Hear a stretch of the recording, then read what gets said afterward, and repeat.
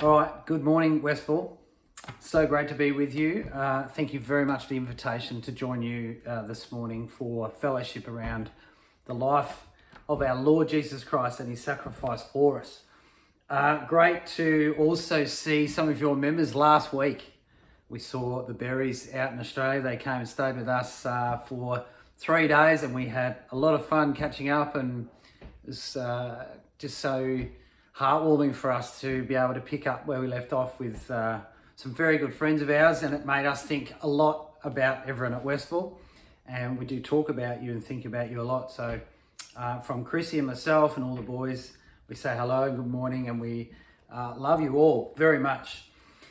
For the exhortation this morning, I thought I'd share some of the things that have been happening at our ecclesia. We've been recently looking at the life of Moses, and I don't know about you, I sometimes forget just how amazing that man was, and how much of a strong type of the Lord Jesus Christ he really was.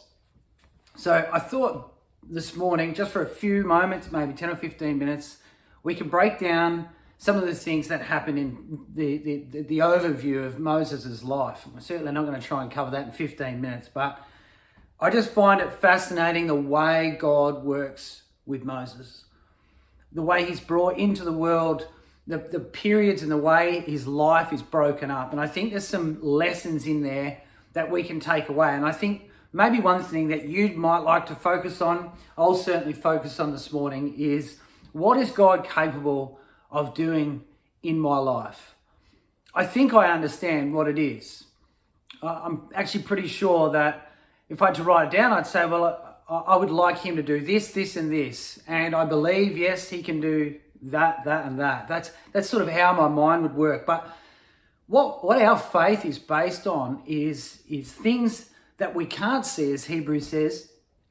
It's almost impossible, isn't it? God almost drives us to the point of needing to believe the impossible before things start to actually come to fruition. And he kind of did that with Moses in his life. You take, for example, we're going to look a little bit at the burning bush. We all know that story where he's standing there and the angel of God speaks out to him. He's 80 years old there. And in that moment, that's the first time he's ever heard God talk to him. And he's 80. We don't think about that very often, I think. Now, he's gone on an incredible journey to get to a point where God will speak to him 2/3 of the way through his life. That's astounding, I think, that he would have a faith and it be rolling around in his head for that long, that God may have a purpose with him and God speaks to him. Brought to the point where he almost thought everything was impossible, and yet God has a plan. And it's working out in our lives how we process some of the circumstances we go through and keeping that eye on the fact that God has got a plan. You think about where Moses began. He's born into Pharaoh's house, really. Born in a very dark time, wasn't it? When all the small boys were being thrown in the river, the very river which he got put into, inside that basket, and along comes Pharaoh's daughter and finds him, and you can see God working the whole time as he makes his way into the palace. And then for 40 years, he has an upbringing unlike any other young Hebrew child, doesn't he? And he gets taught in all the amazing ways of the Egyptians. You imagine the things he would have learned. He would have learned construction. He would have learned military tactics. Perhaps that's why he was so good at the military campaigns that Israel had in the wilderness wanderings. He would have learned about art for sure. He would have learned about astronomy. They were big believers in that. He would have learned about medicine. Right? Here's a man that is taken from the most difficult circumstances.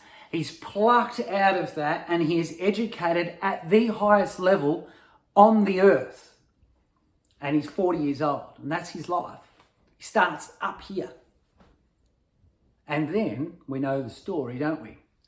The circumstances that get him to hearing the voice of God when he's 80 years old is that he will as it records in both Hebrews and in Acts chapter 7, Stephen and Paul give great insight into the way Moses is thinking in this next part of the story, because we know he goes out to rescue one of his brethren, it says, from an Egyptian, and he kills the Egyptian.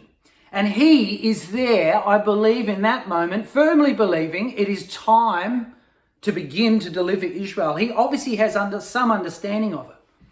And in Moses' mind, the time to begin to deliver Israel is when he is at the height of education and status. That's in his mind. He's up there. But it wasn't ready for God, was it? He would come back, as we know the story, and he would deliver Israel because God has a purpose with him, just not at the moment. And so Moses flees off into the wilderness, and I find this 40-year period in Exodus chapter 2, and basically from when he runs away through to the end of, in the middle of chapter 2 through to the end, there is 40 years. Moses' life is broken up into those blocks. 40 years in Pharaoh's court at the top. 40 years in the wilderness down the bottom. And 40 years where he is empty of himself and he delivers God's people to the edge of the promised land. It's quite an astounding individual, isn't he? So now he's in the wilderness after living such an amazing first 40 years of his life. He's in the wilderness and he sees the burning bush, doesn't he? And it specifically says that he steps aside to go and see it. He's quite interested by this. And we know that he has a discussion with God, and God reveals his name where he says, I am that I am, and reveals his name, and he reveals at 80 years old, Moses, I have a purpose for you. And what's God done there with that 40-year period? What he's done is like a glass, he's emptied Moses out of himself, hasn't he? He has emptied him out. And why would we think that perhaps he's empty or struggling? Well, you think about it. There's a man that's gone from the top of the world to wandering around the desert looking after sheep by himself, just walking around each day looking after his father-in-law's flock, not even his own. He's looking after sheep and just leading them on the same tracks, through the same valleys, over the same hills, day after day, isolated in his own thoughts, wondering where all the lessons that his mother would teach him when he was little, wondering all the stories he would have heard about of the forefathers of old, of Abraham, of Isaac, of Jacob. He's wondering how all of that is going to fit into his isolated place. And one day he sees a bush on fire at 80 years old. God has a plan, doesn't he? For us, sometimes we can find ourselves so far into that wilderness place where we could have been so sure. I can list off all of the things that God was going to do with me. These are the things that God is going to achieve, and yet God's timing wasn't right, and neither was Moses. And it happens to us. No doubt you've got things. I know I've got things that I think I'm ready for. But God says, no, we must wait. And in this case, we must go on a journey together in isolation, and it can feel like that sometimes. But here is evidence that God has a plan, because as we know, he speaks to him and then he has a conversation with Moses. And we won't look at it in too much detail, but do you know, in Exodus chapter 3 and 4, they have a conversation back and forth with each other about what God wants Moses to do and what Moses can't do. Moses is determined to have an answer for everything that God says that he has in a plan for. Do you know, he says, when God says you're going to go and you're going to speak to Pharaoh and you're going to tell him to let my people go, Moses' response in chapter 4 and verse... Sorry, not chapter 4, chapter 3, verse 11. Let me just find my spot. Yeah, chapter 3 and verse 11. It says, in verse 10 for context, God says, "Come now therefore, and I will send you unto Pharaoh, that you will bring forth my people, the children of Israel." This is God's plan. 80 years in the making. Here's the plan. You, Moses, are going back to the place that you ran away from. You're going there and you're going to bring my people out. That would be confirmation in Moses' mind, perhaps, of what's been rolling around in there his whole life. Am I that man or not? God says, yes. Look at Moses' response in verse 11. Moses says to God, "Who am I that I should go unto Pharaoh and that I should bring the people out?" No confidence. That would be a big contrast to where we found Moses in his mid-early 30s, wouldn't it? Being educated in all the wise words and deeds, it says, of Egypt. He was a wise man in those things. And he says, "Who am I to do this?" And you know what God's response to him is? You can run them, the two responses parallel. In verse 14, God says in his name, he says, it's not about who you are. He says, "I am." That's what my name means. When Moses says, "Well, who am I? I'm not going to be able to do it," he says, "Well, you don't need to worry about it because I am." Moses then says, you know what? They won't believe me in chapter 4, verse 1. He says, "But behold, they will not believe me or listen to my voice." They're not going to believe what I say. And God's response is, in 4 and verse 5, he says, "I will give you miracles that they might believe me." So Moses' mindset is looking at himself, focusing himself. Who am I firstly for this role? They're not going to believe me. They won't listen to my voice. He says, he then even goes on and says, remember, I'm not eloquent of speech. I'm slow of tongue is what he describes himself as. And God, in chapter 4 and verse 15, you can imagine losing his patience as this goes back and forth. He says, in verse 15, he says, "I will give you your brother, Aaron. He will help you speak." And in verse 15, he says, "And thou shalt speak unto him and put words in his mouth, and I will be with your mouth." That's what he says to Moses. See, God had a plan. He's a man that had no confidence, did he? No confidence in himself, isolated by way of his own circumstances. And the moment God arrived and came to him and said, "Guess what? You and me are going to do something amazing," he just missed the point.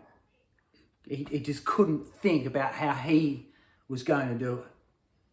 I think it's amazing that Moses is brought to this lowest of points in his life before he realizes what God can actually do with him. You know, he's been brought to a point where the cup has been tipped out. You could hold that cup up and look inside and there's no more Moses left.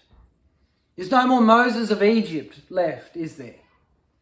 And God turns it back up the other way and puts it on the divine table and says, "Right, now we can get to work. Guess what? We're going to go and do this, this and this, Moses." One last thing for us to remember before we take the emblems is we're not alone in it. Do you know, if you go to Exodus chapter 3 and verse 16, there's one little word there which I've highlighted in my Bible. I don't know what version you're using. I'm sure there's a similar word in there. Just want to highlight that Moses and the commands that God gives him and the journey he sends him on, the plan he's got for that man, he will never do it alone, and neither do we. We never do, because you have a look at the way God couches himself inside of what he asked Moses to do. In verse 16, he says, "Go. Go and gather the elders," right? So now's the call to action. He tells him what he wants him to do. "Moses, I want you to go from this desert and I want you to go into Egypt, stand in front of Pharaoh and say, 'Let my people go.' That's exactly what I want you to do. Now, go and do it. And when you go, I want you to know something." Verse 10, I've got these little highlighted through. Verse 10, he says, "Come now, therefore, I will send you." So I'm behind this. Verse 12 certainly I will be with you, Moses, so you're not alone. Verse 14, I am hath sent me unto you. So he says, there's your credentials. If they ask who it is, you can hold up a bit of paper and say, that's who sent me. It's the God of heaven and earth. So I'm right with you. You tell them that I have surely visited you. You go and tell them that. In verse 16, he says, I will bring you up. In verse 17. Verse 20, I will stretch out my hand. You see, God is putting himself all the way around the purpose that he is asking and expecting of Moses to carry out. God's not leaving us alone. Even when we're isolated and we feel like that and we're wondering what God is going to do with us, he will call us to great things and he will always be there all around us. Look in verse 20. I will do in the midst thereof, or in the middle of everyone. They are going to see who I am and that I endorse you, Moses. Verse 21, I will give this people favor in the sight of the Egyptians. Isn't that amazing? In and amongst Moses' doubt in what God could do for him, and in amongst a flurry of excuses, God takes the time to ensure in reading between the lines that Moses knows he's not by himself. At every step of the way toward you becoming what I know you can become, Moses, I am going to be there to support you. And of course, we know the rest of the story. He gets up and he goes and meets his brother. And there's two men. One's 83 years old, another one's 80 years old, standing in front of Pharaoh to ask that he let the people go. And of course, the story goes on. So what do we take away this morning? Well, there are times when we might feel like we're at the top of our game and then things all just don't work. They all just fall apart, don't they, sometimes? And then you find yourself in a place of isolation, it might feel like. You've got no idea what the purpose of God is in your life, no idea what he expects from you. You even start coming to your own conclusions. I reckon Moses would have done that a number of times, walking around that beaten track in that desert for 40 years. And yet God has a plan and a purpose for us. Sometimes we need to experience some of these things in order for that purpose and our timing to be right.